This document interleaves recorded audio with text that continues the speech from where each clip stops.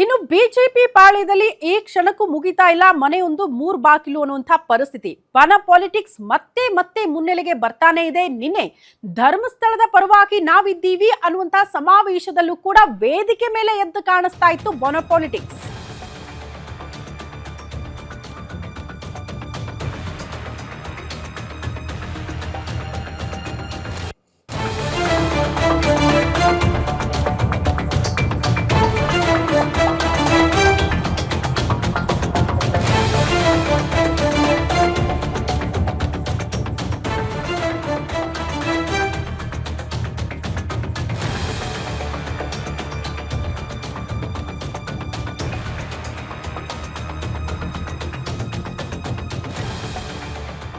ರಾಜ್ಯ ಬಿಜೆಪಿ ಪಾಳ್ಯದಲ್ಲಿ ಈ ಕ್ಷಣಕ್ಕೂ ಬನ ಪಾಲಿಟಿಕ್ಸ್ ನಿಲ್ತಾ ಇಲ್ಲ. ಸ್ವತಃ ಬಿಜೆಪಿ ಹೈಕಮಾಂಡ್ ವಾರ್ನಿಂಗ್ ಕೊಟ್ಟರು ಕೂಡ ಡೋಂಟ್ ಕೇರ್.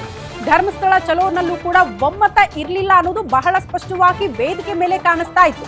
ಧರ್ಮ ಯಾತ್ರೆಯಲ್ಲೂ ಕೂಡ ಅಸಮಾಧಾನ ಭುಗಿಲೆದ್ದಿತ್ತು. ಸಮಾವೇಶ ಸಕ್ಸಸ್ ಆದ್ರೆ ಒಗ್ಗಟ್ಟು ಮಾತ್ರ ಇರಲಿಲ್ಲ ಅನ್ನೋದು ಬಹಳ ಸ್ಪಷ್ಟವಾಗಿ ವೇದಿಕೆ ಮೇಲೆ ನೋಡೋದಕ್ಕೆ ಸಿಗ್ತಾ ಇತ್ತು. ಕಾರ್ಯಕರ್ತರು ಒಗ್ಗಟ್ಟಾಗಿ ಬಂದಿದ್ರಪ್ಪ ಸಮಾವೇಶದಲ್ಲಿ ಲಕ್ಷ ಜನ. ಬಟ್ ವೇದಿಕೆಯಲ್ಲಿದ್ದಂತ ಹಿರಿಯ ನಾಯಕರಲ್ಲಿ ಆ ಒಗ್ಗಟ್ಟಿರ್ಲಿಲ್ಲ. ಯಾಕೆ ಅನ್ನೋದು ಪ್ರಶ್ನೆ. ಅಲ್ಲ ರೀ, ಎಲ್ಲಾ ವೇದಿಕೆ ಮೇಲೆ ಕೂತಿದ್ರಲ್ಲ, ಇದಕ್ಕಿಂತ ಒಗ್ಗಟ್ಟೇನು ಅಂತ ಅಂದ್ರೆ ವೇದಿಕೆ ಮೇಲೆ ಆಸೀನರಾಕಿದ್ರು. ಬಟ್ ವಿಜೇಂದ್ರ ಅವರು ಬಂದು ಭಾಷಣ ಮಾಡೋ ಹೊತ್ತಿಗೆ ಕೆಲವರು ಅಲ್ಲಿಂದ ಎಕ್ಸಿಟ್ ಆಗಿದ್ ಯಾಕೆ ಅಂತ. ರಾಜ್ಯದ ಅಂದ್ರೆ ಬಿಜೆಪಿಯ ರಾಜ್ಯಾಧ್ಯಕ್ಷರು BY ವಿಜೇಂದ್ರ ಅವರ ಹೆಸರನ್ನ ಹೇಳೋದಕ್ಕೆ ವಿಪಕ್ಷ ನಾಯಕರು ತಡಬಡಾಯಿಸಿದ್ರು ಯಾಕೆ ಅನ್ನೋದು ಪ್ರಶ್ನೆ. ಸಮಾವೇಶದಲ್ಲಿ ಮುಖಂಡರಿಗೆ ಇರ್ಲೇ ಇಲ್ಲ ಶಿಸ್ತು ಅನ್ನೋದು ಎದ್ದು ಕಾಣಿಸ್ತಾ ಇತ್ತು. ನಾವೆಲ್ಲ ಬಿಡಿ, ಪಕ್ಷದ ಕಾರ್ಯಕರ್ತರನ್ನ ಒಪ್ಕೊಳ್ತಿದ್ದಾರೆ.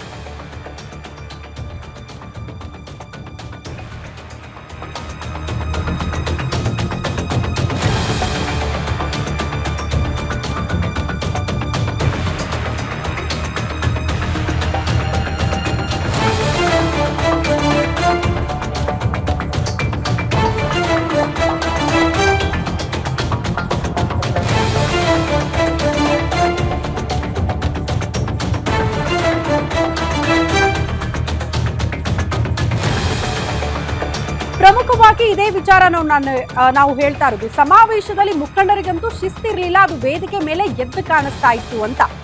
ಒಂದು ಕಡೆ ಸಮಾವೇಶದ ವೇದಿಕೆಯಲ್ಲಿ ಎಲ್ಲರೂ ಕೂಡ ಒಟ್ಟಿಗೆ ಆಸೀನರಾಗಿದ್ರು.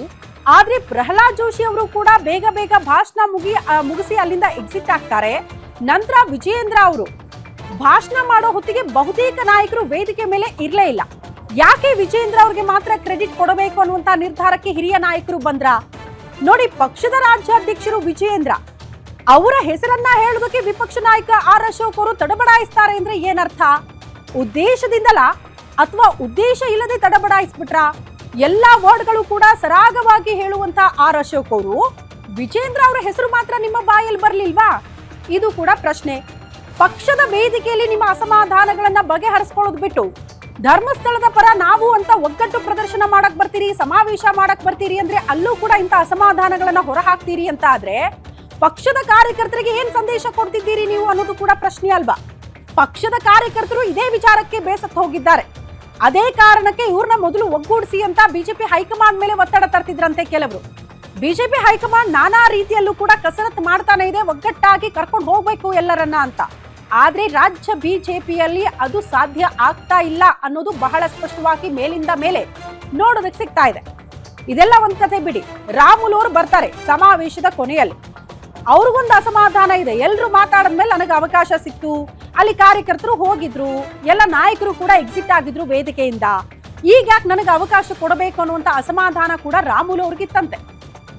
ಆರ್ ಅಶೋಕ್, ಪ್ರಹ್ಲಾದ್ ಜೋಶಿ, ವಿಜೇಂದ್ರ, ರಾಮುಲು ಇಷ್ಟೆಲ್ಲ ಒಗ್ಗಟ್ಟಾಗಿ ವೇದಿಕೆ ಮೇಲೆ ಕೂತ್ಕೊಂಡಿದ್ರು ಕೂಡ ಶಿಸ್ತಿರ್ಲಿಲ್ಲ. ಒಬ್ರಾದ್ಮೇಲೆ ಒಬ್ರು ಸರತಿ ಸಾಲಲ್ಲಿ ಮಾತನಾಡುವಾಗ ಅಷ್ಟೋ ಜನ ನಾಯಕರು ವೇದಿಕೆ ಮೇಲೆ ಇರಬೇಕಾಗಿತ್ತು. ಬಟ್ ಆ ವೇದಿಕೆ ಮೇಲೆ ಒಗ್ಗಟ್ಟು ಇರ್ಲಿಲ್ಲ ಅನ್ನೋದು ಕೂಡ ಬಹಳ ಸ್ಪಷ್ಟವಾಗಿ ನೋಡೋದಕ್ಕೆ ಸಿಕ್ತು. ಹಾಗಾಗಿ ಬಿಜೆಪಿಯ ಕಾರ್ಯಕರ್ತರು ಇದೇ ವಿಚಾರಕ್ಕೆ ಸಂಬಂಧಪಟ್ಟಂತೆ ಅಸಮಾಧಾನ ಹೊರ